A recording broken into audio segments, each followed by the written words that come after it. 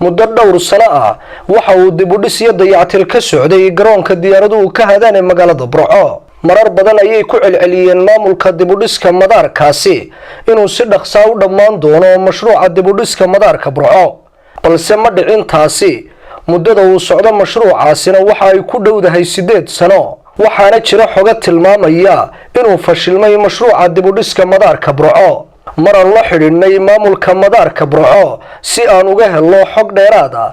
way ka gaabsadeen inay ka jawaabaan arrintaasi haddaba qaar ka mid ah dhalinyarada magaalada Burco oo ka damqaday dayaca garoonka diyaaradaha magaalada Burco ayaa ugu baaqay bulshada Somaliland inay isu taagaan wax ka qabashada garoonkaasi sidoo kale dhalinyaradaasi ayaa ka hadlay dayaca iyo dhibaatada ka taagan garoonka kubadda cagta Alamse ee magaalada Burco oo ay roobab dumiyeen sanadkii aynu ka soo gudubnay isla markaana aanay jirin cid wax ka qabatay garoonkaasi gurigii lagaga dhawaaqay gooni-sutaaga Somaliland sanadii 1991 oo uu ka muuqdo burbur laxaad leh iyo fagaaraha khudbadaha ee loo yaqaan khayriyada magaalada Burco ayay ka hadleen dhalinyaradaasi waxaanay ku baaqeen inaan loo kala hadhin wax ka qabashada goobahaasi magacaygu Sucaad Maxamed Xasan ahna dhalinyarada gobolka Togdheer ahna groupka nooleeye kamid ah maanta halkan aanu joogno oo arkaysan waa qayriyadii gobolka Togdheer sidaan hore idinku soo gudbinay urur iyagu dar Ilaahay soo abaabulay oo ka shaqeynaya wanaag iyo gobolka dayackiisa siday u burbursantayna waad arkaysaan xashiishka yalla waad arkaysaan waa kharaabad wax loo adkeysan karana maaha anagu dhalinyaro ahaan waxaan u adkeysan karno way noqon weyday nimcaqani oo kamid ah dhalinyarada gobolka Togdheer gaar ahaan groupka nooleeye organization waxaan halkan baa ugu dirnaa dhammaan dadka u dhashay gobolka Togdheer gaar ahaan dhalinyarada gobolka Togdheer waxaan leenahay halkan aan joognaa maanta aan ku suganahay waa khayriyada gobolka Togdheer khayriyadu marka aynu dan leenahay way qurux badan tahay way bidicsan tahay way hagaagsan tahay decoration qurux badan baa loo sameeyay laakiin hadda marka ay dantu inaga dhamaato waxa sidaa u eg waxa yalla waa xashiishkii dhalinyaro isku xilqaantay ka kooban qurbajoog iyo qolka-joog halkan message-kan ugu diray waxa tahay dhalinyarada gobolka Togdheer khayriyadii marka kale muuqaalada arkaysan wax qurux badan marka gudaheeda joogtina wadarkaysa dayacayada raxmada ka muuqda anigoo ah Xirs Cabdilaahi Xaaji Cali oo ka tirsan ururka nooleeye taageeraya ama horumarinaya sidii wadankeena wax looga qaban lahaa maanta waxaan ku suganahay airport-kii Burco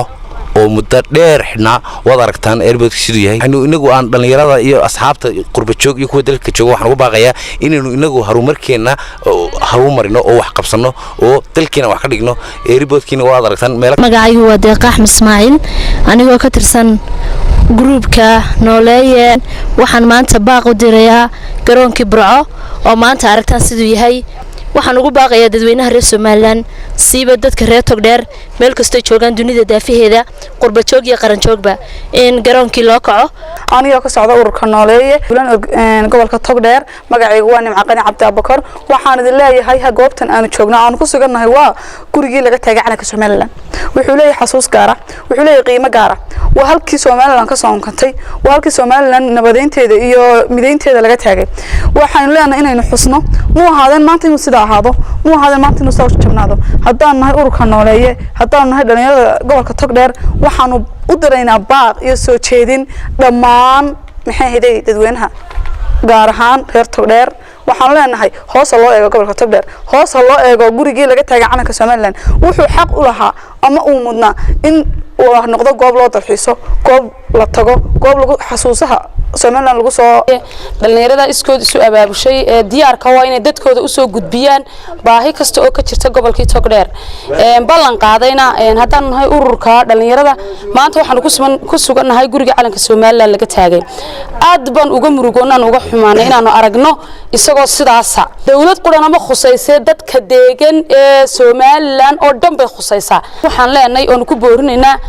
وإذنك أركيده إنديه نايدين معلنا فعل بان اللو باهي سيدي أنا هراء وشاقننا عيلنا إنه ما قدنا عدنا إنه ما مقنا إنه إن بسنة دل كينين أسوأ سنة أو إنه فعل كي كينه ويان أقول حلالا شقيو دبدي يوجد وين إنه تاجرنا ما يلا بدن بالغ يا بما أو ضيعان أو تاريخ له أو تاريخ ده قبل كوكسونتن لكن وحلا له وحلا قبتي تشرين أما شعب كهالنقدين أما الدولة ده هالنقدين قرأن كان واحد بدن بان تري جريء إن وحلا قبته ونفن رئيس جريء وحنو صاد رأي عوس ليريها اللجوج جوجلو أو سير كيا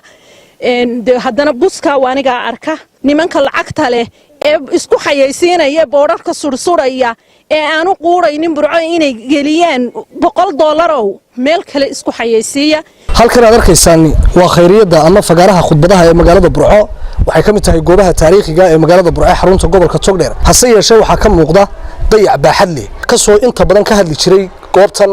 hogaamiyaashii ama madaxweynayaashii soo maray Somaliland intooda badan waana goobta ay ka ololeeyaan axsaabta qaranku xilliga lagu jiro doorashada